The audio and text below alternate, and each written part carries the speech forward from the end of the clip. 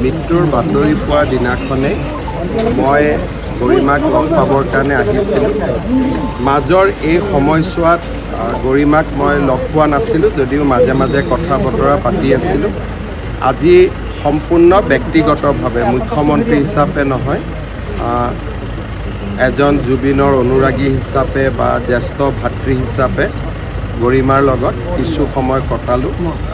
জুবিনৰ ভনীয়েক পামেৰ লগতো কিছু সময় কটালোঁ। জুবিনৰ পিতৃ দেৱতাকো প্ৰণাম জনালোঁ। আৰু আজি কোনো মোৰ ইয়াতে অফিচিয়েল ভিজিট নাছিলে, সম্পূৰ্ণ ব্যক্তিগতভাৱে কিছু সময় কটাম বুলি আজি আহিছিলোঁ। আৰু এঘণ্টা সময় গোটেই পুৰণা কথা বতৰা পাতি কটালোঁ। আৰু গৰিমা কলেজত মোৰ লগত একেলগে পঢ়িছিল, কটন কলেজত। মই ছিনিয়ৰ আছিলোঁ আৰু গতিকে বহুত দিনৰ পৰা জুবিন গৰিমাক মই ভাল কৰি জানিছিলোঁ। গতিকে অকণমান মনৰ যিটো কয় দুখৰ সমভাগী হোৱা, সেইটো কাৰণে ইয়াত আহিছিলোঁ। আৰু বাকী কোনোটা যিখিনি দুখৰ সমভাগী হোৱাৰ যিটো প্ৰচেষ্টা, সেইটোৱে আছিল। আপোনালোকে যিবিলাক ইনভেষ্টিগেশ্যনৰ সময়ত বিভিন্ন কথা বতৰা ওলাই থাকিব, যেনেকুৱা শেখৰ গোস্বামীয়ে কৈছে জুবিন গাৰ্গক বিষ দিয়া হ'ল। এতিয়া 10 তাৰিখে জুবিনৰ যিটো ভিছৰা বুলি কয়, ভিছৰা পৰীক্ষা ৰিপৰ্ট আহিব। গতিকে 11 তাৰিখে আমি গম পাই যাম যে আচলতে কি আছে কি নাই। কিন্তু পুলিচৰ দায়িত্ব হ'ল যোনে যি কয় কেছ ডায়েৰীত লিখিব লাগিব। গতিকে বহুতে ভাল ক'ব, বহুতে বেয়া ক'ব, পুলিচে লিখি যাব আৰু আপোনালোকে গম পাই থাকিব। কিন্তু সেইবিলাক পুলিচৰ কথা নহয়, সেইবিলাক এজন সাক্ষীয়েহে কোৱা কথা। সাক্ষীৰ ভাষ্যটো পুলিচৰ ভাষ্য নহয়। আজি যিটো বিষ দিয়া বুলি গোটেই পেপাৰত কথাটো ওলাইছে, এইটো পুলিচৰ ভাষ্য নহয়, এইটো হ'ল এজন অভিযুক্তৰ ভাষ্য।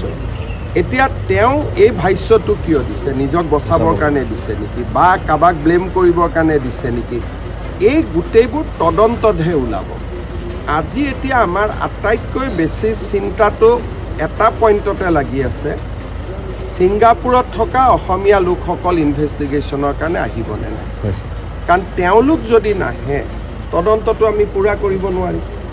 আৰু তেওঁলোকে জুবিনক ইয়াত যাত্ৰা বা এই গোটেই ঘটনাটো কৰা তেওঁলোকে মেইন মানুহ আছিলে। গতিকে এতিয়া অসমবাসী ৰাইজে হেঁচা দিব লাগে ছিংগাপুৰৰ অসমীয়া সমাজখনক, যাতে তেওঁলোকক পঠিয়াই দিয়ে। বাকীটো আমি যাক আনিব পাৰিলোঁ আনিলোঁ, কিন্তু এওঁলোক ছিংগাপুৰত বহি আছে আৰু দুই এজনে আমাক লিখিছে এইটো অসুবিধাৰ কাৰণে আহিব নোৱাৰোঁ, অমুক নোৱাৰোঁ।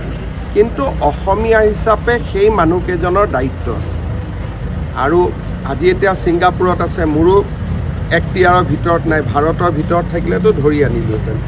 ছিংগাপুৰত আমি অসমীয়া ৰাইজে তেওঁলোকৰ ওপৰত হেঁচা দিব লাগে, ছিংগাপুৰৰ অসমীয়া মানুহখিনিৰ ওপৰত, যে আপোনালোকে যেন তেওঁলোকক পঠাই দিয়ে। কাৰণ তেওঁলোক ইয়াত নাহালৈকে গোটেই ঘটনাটো কোনেও জোৰা লগাব নোৱাৰিব। গতিকে মোৰ মনত যিটো চিন্তা হৈ আছে, শেখৰ গোস্বামী, শ্যামকানু মহন্ত, সিদ্ধাৰ্থ শৰ্মা, অমৃত প্ৰভা, এইবিলাক এতিয়া আমাৰ হাতত আছে। আমি যেনেকেই নহওক সঁচা কথাটো তেওঁলোকৰ পৰা উলিয়াব পাৰিমেই। কিন্তু আটাইতকৈ বেছি চিন্তা হৈছে যে ছিংগাপুৰত থকা এই মানুহবিলাক 6 তাৰিখে আহিবনে নাহে। যদি নাহে, আমি আকৌ এটা পাকচক্ৰত সোমাই যাব লাগিব। গতিকে তেওঁলোকক আমি সকলোৱে হেঁচা দিব লাগে, তেওঁলোক যাতে যেনে তেনে অসমলৈ আহে। আইনৰ জৰিয়তে অনাৰ ৰাস্তা এটা বেলেগ, কিন্তু মানুহৰ হেঁচা হ'লে সোনকালে আহিব।